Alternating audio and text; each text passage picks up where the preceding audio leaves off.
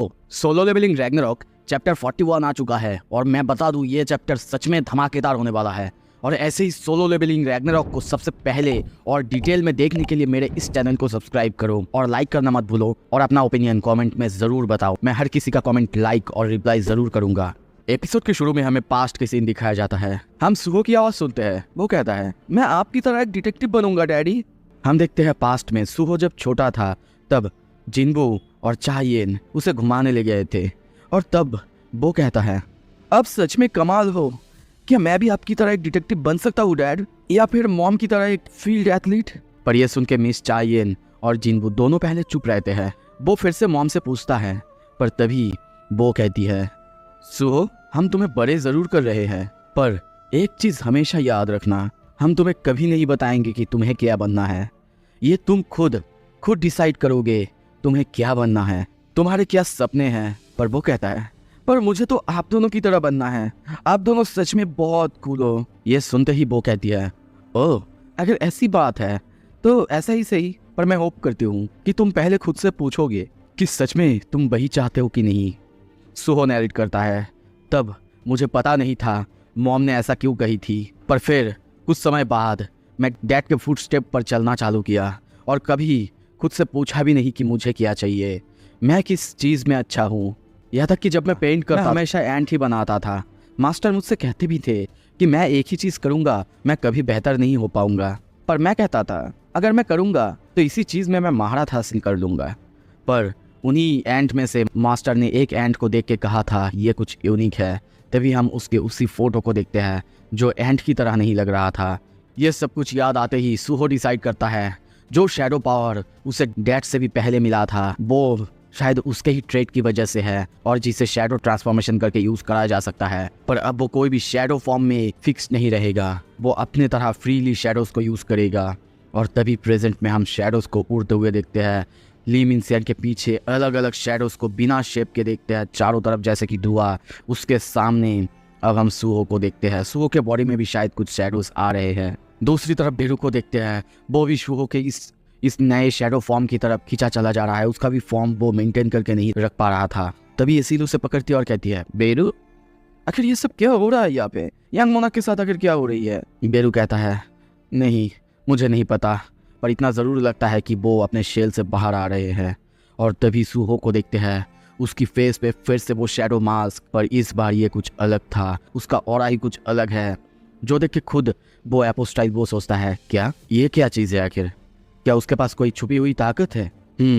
ये मेरे लिए ट्रबलसम हो सकता है, मुझे जल्दी करना ही होगा, मुझे उसे मारना ही होगा और उसके अंदर स्टार फ्रेगमेंट डालना होगा।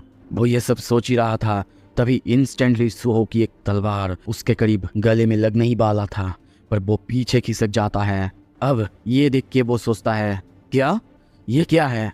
जितना कि मुझे पता है एक हंटर की एबिलिटीज कभी ग्रो नहीं होता, क्या ये कोई सेकंड अवेकनिंग है या कुछ और। दूसरी तरफ सुहो की वाउंड को हम हील होते हुए देखते हैं। सुहो का ऑरा, सुहो का बॉडी अब धीरे धीरे चेंज हो रहा है। उसकी हाथों को चेंज होके हम पूरी तरह से शैडोज में ढकते हुए देखते हैं। उसका बॉडी नहीं कहूँगा, पर उसका एक हाथ पूरी तरह से बदल चुका है। उसके पीछे अलग अलग शैडोज को देखते हैं जो कि लगभग बिना फॉर्म के हैं या फिर अपना फॉर्म चेंज करे जा रहे हैं।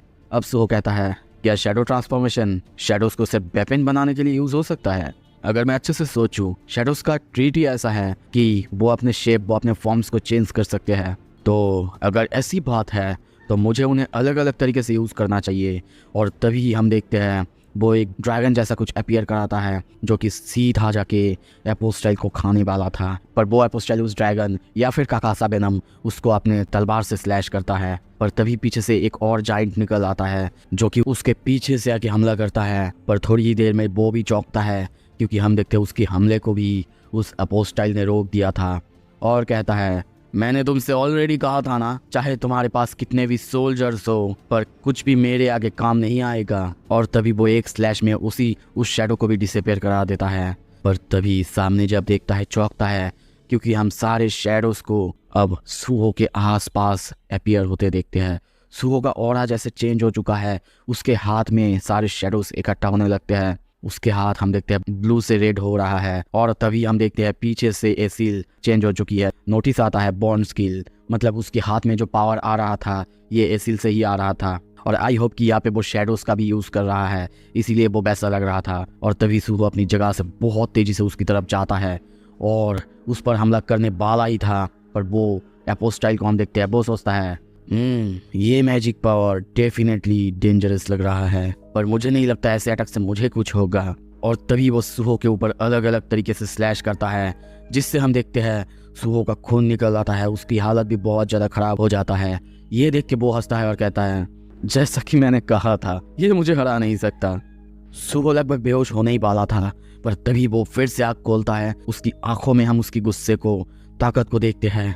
वो कहता है, वाओ, तो शैडो ट्रांसफॉर्मेशन को ऐसे भी यूज करा जा सकता है। तभी वो अपोस्टाइल उस पर हमला करता, पर उसके पीछे हम और एक अजीब तरह के शैडो को देखते हैं। वो कुछ करता उससे पहले ही एक खतरनाक पंच उसके फेस पे आके लगता है, जिससे वो बहुत बहुत दूर उड़ जाता है और एक चट्टान पे जाके लगता है। वो चट्टान भी टूट जाता है। अब सुहो ने जब उसके ऊपर हिट किया था, हम देखते हैं असली अपोस्टाइल जो कि ली मिनसियांग की बॉडी पर कब्जा किए हुए है, उसकी आंखों से भी खून निकल रहा है। मतलब सुहो का ये अटैक इतना ज़्यादा ताकतवर है। और आई थिंक ये जो पंच है ये सुहो ने नहीं, उसके सोल्जर यानी शैडो सोल्जर ने मारा था। इसी की वजह से वो कहता है, तो तुम अपने सोल्जर को अपने स्किल यूज करने दे रहे हो। ये एक ऐसा तरीका है जिसका कि डार्कनेस ने कभी इस्तेमाल ही नहीं किया है। पर तभी ली मिनसियांग के बॉडी से वो कहता है, मैं बोल नहीं पा रहा हूँ, ये क्या हो रहा है? क्या उसने मेरे जॉ को ही ब्रेक कर दिया है? पर कोई बात नहीं, मैं अभी भी अपने बॉडी को हिला सकता हूँ। अगर मैं ली मिनसियांग की माना को चार्ज अप करूँ तो मुझे लगता है कि मैं अब भी फाइट कर सकता हूँ। पर तभी कुछ होता है, वो अपने बॉडी से कंट्रोल खोने लगता है और सोचता है, ये क्या हो रहा है? क्या इस बास्टर्ड की वजह से ऐसा हो रहा है, या फिर ली मिनसियांग क्या वो जाग चुका है? हाँ, वो ऐसा कर सकता है क्योंकि ऐसा उसने पहले भी किया था। और वो बंदा वो ये सब कुछ अजीब करेगा, ये मैं सोच भी नहीं सकता। और इससे भी ऊपर वो एक इस रंग के हंटर को तक धो रहा है। ली मिनसियांग, अगर तुमने उसे नहीं रोका। पर तभी ली मिनसियांग कहता है, तो फिर क्या गलत हो सकता है? क्या कहना चाहते हो? मुझे मार डालोगी या फिर मैं मर जाऊंगा? तुम्हें क्या लगता है मैं मरने से डरता हूँ? असल में मुझे जो सबसे खराब लगता है वो है कोई मुझे नीचा देखे। मैं उन लोगों को हेट करता हूँ जो कि मेरे एग्जिस्टेंस को ही डिनाई करते हैं। अगर मैं उन लोगों की जिंदगी को हेल बना सकता हूँ जो कि मुझे लुक डाउन करते हैं, तो फिर। और तभी देखते हैं वो अपने ही बॉडी पर स्क्रैच करने लगता है और सामने तभी सुहो आता है। उसे देख के वो कहता है, कम फकिंग ब्रैट, कम। अगर मैं तुम्हारी तरह एक प्रोटैगनिस्ट नहीं बन सकता तो फिर मैं हेल्प करूंगा तुम्हें एक साइड रोल निभा के तुम्हारी गोल को अचीव करने में।